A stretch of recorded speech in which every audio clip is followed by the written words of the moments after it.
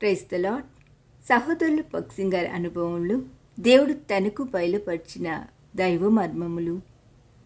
అయితే యాకోబు, నిన్ను సృజించినవాడగు యెహోవా, ఇశ్రాయేలు, నిన్ను నిర్మించినవాడు ఇలాగ సెలవిచ్చుచున్నాడు, నేను నిన్ను విమోచించి ఉన్నాను, భయపడకుము. పేరు పెట్టి నిన్ను పిలిచి ఉన్నాను, నీవు నా సొత్తు. యెషయా గ్రంథము 43:1. 18వ శిఖరము. మనము ప్రభువైన యేసుక్రీస్తును మన రక్షకునిగా అంగీకరించినప్పుడు 200 అధికారము ఆయనకు మనపైనున్నది. మొదటిగా ఆయన మన సృష్టికర్త, రెండవదిగా ఆయన మన రక్షకుడు. మనము అనేక క్లిష్ట పరిస్థితులు, శ్రమలు, శోధనలు, కష్టములు గుండా పోవలసి వచ్చినను ఆయనే మనలను కీడు, అపాయం నుండి రక్షించు బాధ్యత వహించును.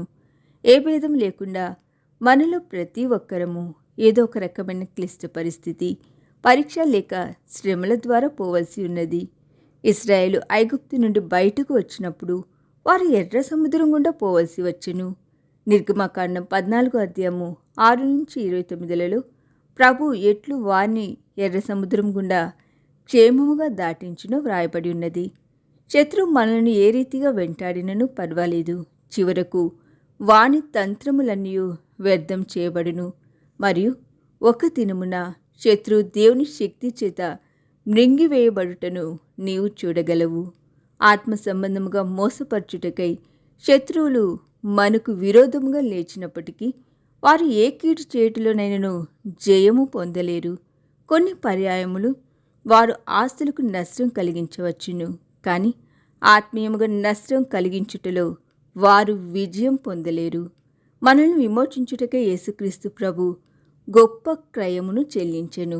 మత్తయి సువార్త 13:44-46 మనలను తన స్వాస్థ్యముగా సంపాదించుకొనుటకై ఆయన తనకున్నదంతయు అమ్మివేసినని చదివేదము.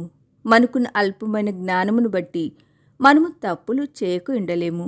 అయితే ప్రభు మనతో, మీరు నాకు చాలా ప్రశస్తమైన వారు అని చెప్పుచున్నాడు.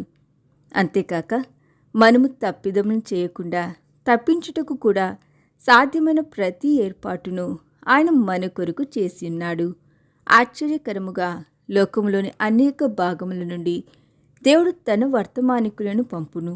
ఆశ్చర్యకరముగా లోకములోని అనేక భాగముల నుండి దేవుడు తన వర్తమానికులను పంపును.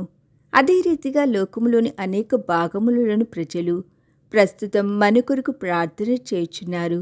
మనం ఆయనకు ప్రశస్తమైన వారమైనందున అనేక మంది దేవుని ప్రజల చేత ప్రార్థనలో ఎత్తి పట్టబడుట వలన అనేక అపాయముల నుండి కాపాడబడుతుము. ఈ దిన ధ్యానము మనందరి ఆత్మీయ జీవితమునకు ఆశీర్వాదకరముగా ఉండునుగాక. ఆమేన్.